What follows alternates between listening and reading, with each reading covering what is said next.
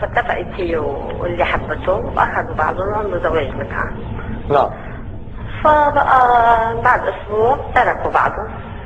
طلعت البنت حامل وراحت هي وياه قبل ما يعني يتركوا، عملت عملية اجهاض واجت. وصار عندها علاقة مع شخص ثاني والثالث وبهالوضع هيدا، فهل هيدا يجوز؟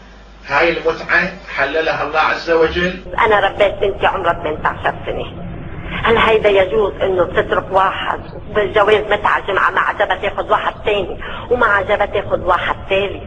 هل هيدا يجوز بديننا؟ لنفس رسول الله تمتع. لقوا هالشغلة هالبنات لقوا هالشغلة وسيلة إنها هينة لهم ولعلاقاتهم من واحد لواحد من واحد لواحد. إني قد غفرت للمتمتعين من أمتك من النساء. مدام هذا غلط منك. هيدا التحليل هيدا منه حلال، هيدا حرام. الإمام علي كذلك تمتع. نحن وقت بدنا نحلل لأولادنا لفلذات كأحبابنا نحلل لهم هالشيء هيدا رب العالمين بيريده ما بيريده ولا يجوز. انا تعبت ومت عينيا لربيتها لصار عمرها هالقد وابوها مسافر ليكد ويتعب. اتفقت هي وياه وعملوا هالشيء هيدا.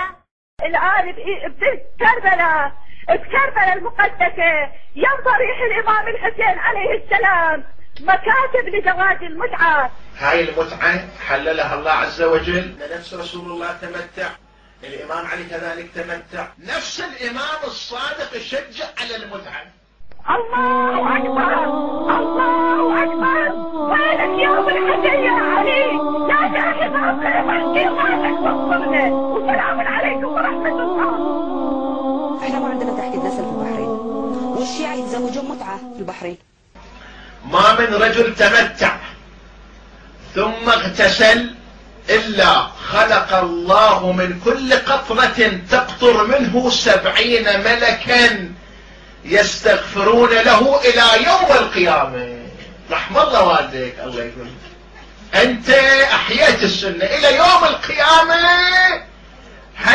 70 ملك من كل قطرة، من كل قطرة تقطر منه 70 ملكة يستغفرون له إلى يوم القيامة ويلعنون متجنبها. اللي يتجنب المتعة يلعنونه هم. هذا اللي يقول أنا ما أبغى أتمتع يرفض سنة النبي، هذا شنو يلعنونه. والشيعة يتزوجون متعة في البحرين وينجبون أطفال بلا عدد وبلا حساب والشارع يربي. زين شيء طبيعي إذا الأب يتزوج فلبينية ويتزوج بحرينية ويتزوج واحدة ثالثة من إيران وياخذ له متعة 2-3 من هني، كم طفل بيجيب؟ الزواج مقرر شرعا عند الشيعة. مقرر شرعا؟ عند الشيعة مقرر شرعا. الشريعة الإسلامية أقرت المتعة؟ نفس الإمام الصادق يشجع على المتعة. أقرت المتعة اللي بهذه التصنيفة اللي أنا بقولها لك. التمتع بالمفاخذة، عندهم التمتع بالملامسة، زين، التمتع بالمكاعبة، التمتع بالصغيرة. التمتع بالصغيرة تعرف شنو معناتها؟ معناتها يتمتعون بالطفلة اللي عمرها 2 3 سنين 4 سنين. طيب عشان ما ندخل بس في تفصيلات. التمتع بالمفاخذة خل اشرح لك شنو هو. هذه ضد حقوق الطفل، هذا يعتبر اعتداء جنسي على الطفلة. يعني التمتع بالمفاخذة شنو ذي؟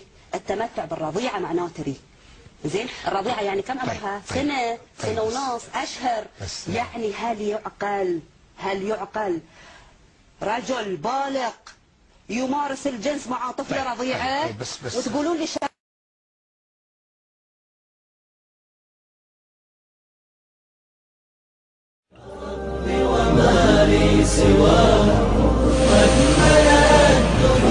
دمعة شيء عين لا ترى. يا من أضحك يا من أبكى. الله خلق الإنسان وكرمه بالعقل. زين ما سألتي نفسك ولا وإذا صابتنا مصيبة أو إذا مرضنا ندعو نتوسل ونستشفع بالأئمة إذا هم يملكوا شفاءنا ورفع الكرب عنا. ولو ما شاف نفسه زين العابدين كان مريض عليل من ولادته لين مات. ولو ما شاف نفسه أو أحد من أسرته شافه سألي نفسك. قل لا أملك أملك لنفسي نفعا ولا ضرا إلا ما شاء الله ولو كنت أعلم الغيب لاستكثرت من الخير وما مسني السوء إن أنا إلا نذير وبشير لقوم يؤمنون. يحكى عن عفوك يا ربي فأتيت أؤمل ما يحكى. حنا غلطتنا الوحيدة وقفنا عقولنا عن التفكير، وصلنا تبع إلى مذهب آبائنا وأجدادنا. بس الواحد يحاول مرة واحدة يفكر، يدور عن دليل، يدور عن حقيقة، دور عن الحقيقة، دوريها في كتاب الله، دوريها في سنة النبي، وراح تلاقينها إن شاء الله.